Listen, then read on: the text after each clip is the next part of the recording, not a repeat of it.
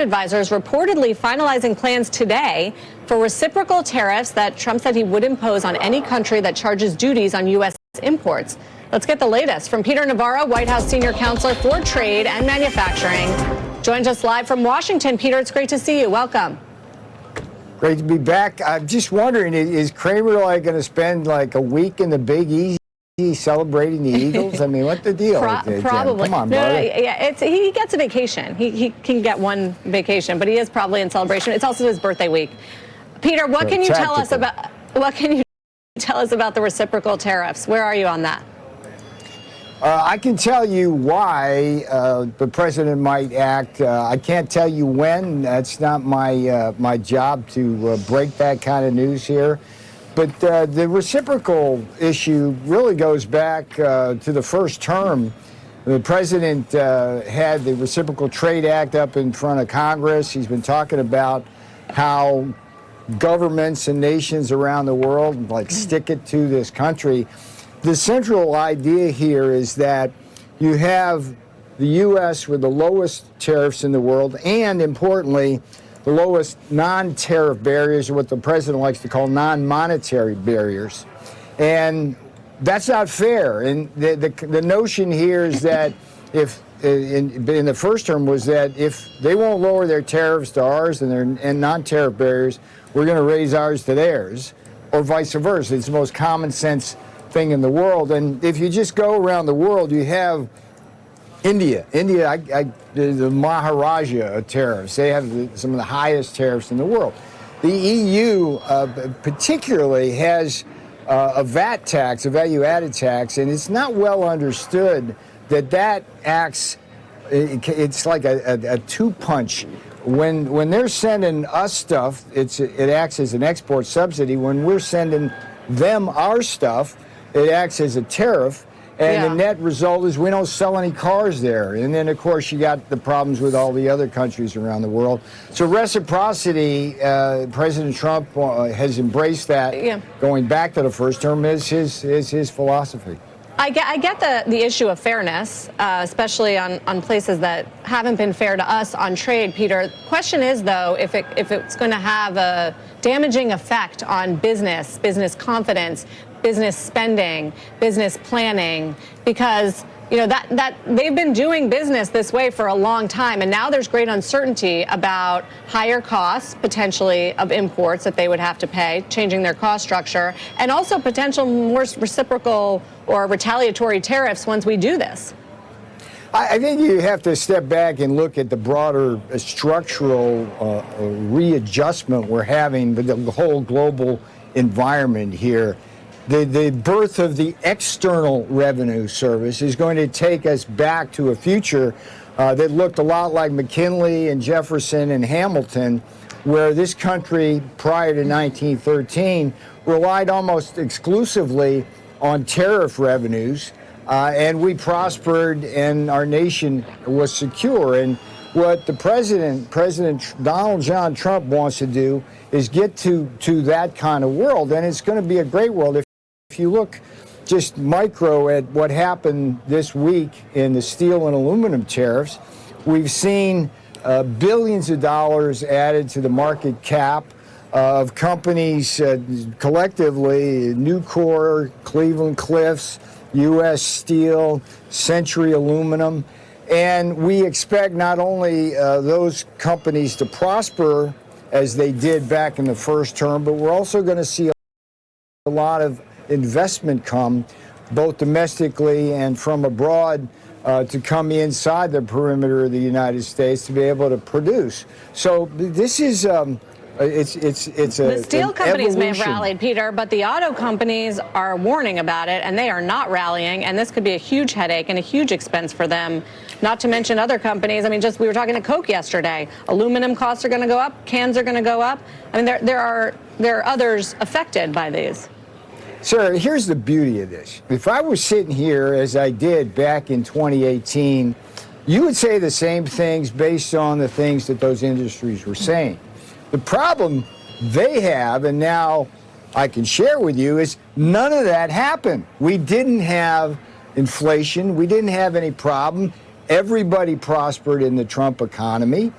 And so crying the inflation wolf this time around, and I can walk you through the reasons why we don't observe inflation when we have tariffs, despite the seeming logic of it. And the first thing that happens when we put a tariff on is that these export-dependent economies, the producers, lower their prices significantly, so that they don't lose market share. The next thing that happens is a currency adjustment. Both the governments do manipulation and adjust because we have a lower trade deficit. Supply chains adjust, and then as we get more investment in the industries, we get higher productivity, real wages go up. And I remind you here that one of the proudest things I think that we have for the first term was real wages. Real inflation-adjusted wages went up significantly in the Trump term and down significantly in the Biden term. So this whole inflation thing, I mean, CPI comes out today. I mean, this dog bites man. It's Joe Biden bites the American people. It's a combination of a mismanagement of our supply chains by Biden and dramatic overspending. I mean, it's like Rick Santelli's worst nightmare to watch Joe Biden for 4 years add trillions and trillions and trillions to the deficit. And look, help's on the way. We're going to have drill, baby, drill. That's going to take care of a lot of what happened today in the CPI with things like fuel oil costs. We're going to have deregulation, plus, the plus being the DOGE effort, and that's a positive supply shock. So that's going to come on down. We're going to have a lot of investment here. Tax cuts, which are going to be paid for in large part by the tariff revenues. And folks, this is the time to be bullish in the Trump economy. I know the day traders are having a little fun today, but the future looks bright. What do they say? I need shades, right? Peter, how do all these things fit together? If the tariffs are not inflationary because they're absorbed by the exporters and the currency and it kind of comes out in the wash, that doesn't create an incentive for domestic production because there's no price signal effect, there's no opportunity for market share. And then on the other hand, if you're relying on a across-the-board tariff on last year $3.3 trillion in goods imports, I mean, to even become a material bit of revenue for the federal government, you're going to have to keep that level of imports up and put tariffs across the board, and there's going to be no demand impact on it. I mean, not everything can actually come out favorably from imposing tariffs on the revenue side, on the inflation side, and on the domestic production side. Yeah, Mike, I've always loved the way you think, going back to the columns you used to write and everything. It's like the macro way of everything fits together.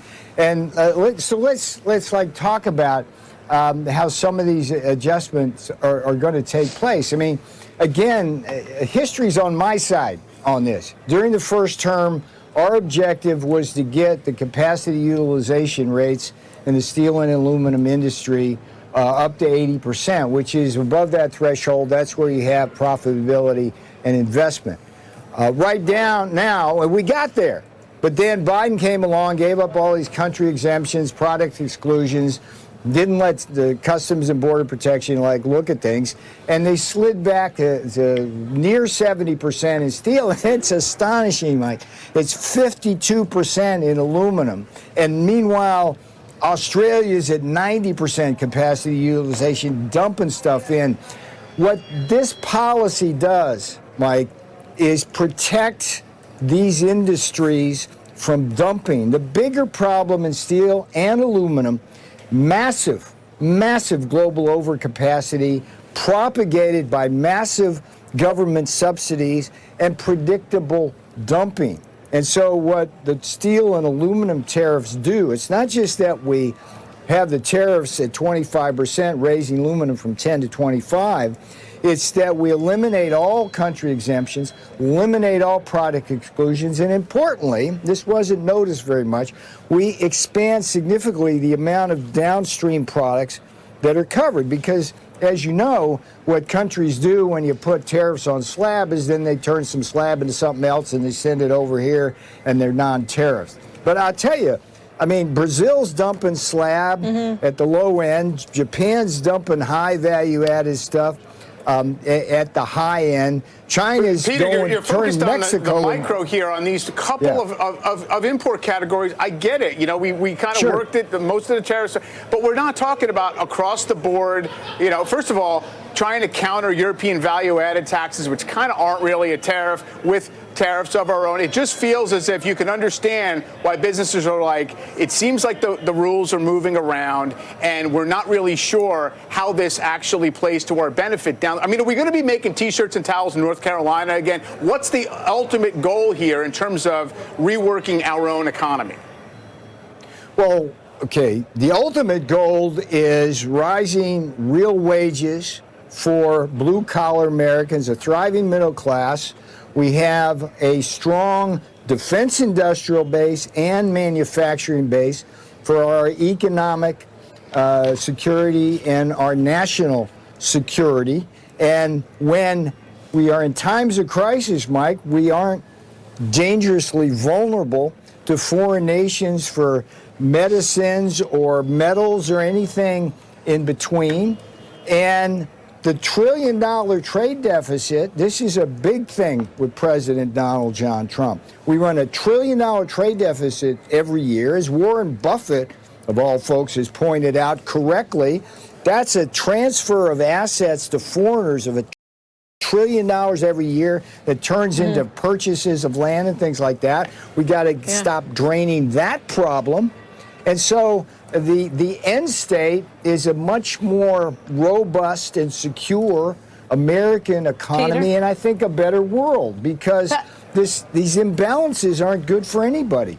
Peter, on the better world thing, I mean, Mitch McConnell has an op-ed out today sort of warning about the isolationism and how we have to protect American interests and tighten our friendships and be a reliable partner. Do you think about the broader implications here of the geopolitical sphere at a time where we need our allies, imposing tariffs, surprise tariffs, getting them all upset about this, having them it makes us an unreliable partner. Do you worry about that? Not at all. Not when I hear it from Mitch McConnell. I mean, come on. Mitch McConnell, Paul Ryan, the Wall Street Journal, these are the folks for the last 30 years that have encouraged our jobs to move offshore and our open borders to welcome illegal immigrant labor to drive down wages for the benefit of a small portion of America. And all that has done, following the Pied Piper of the Mitch McConnells of this world, is decimate our economy and export our factories and jobs. No, but there's security issues to be aware of, too. It's time for Mitch to I think he channels something go other gently investors into think. this good night, because he, of all people, has been responsible for a lot of delays in up on the Hill in terms of getting good policies done. So I'm not Mitch. Mitch doesn't have a lot of credibility. He should look at some of the metals industries and energy industries in the state of Kentucky that are going to boom from President Donald John Trump. Peter Navarro, thank you very much for coming on to talk through the motivation here. Good to talk to you from the White House. Meantime, we're keeping an eye on Powell's testimony.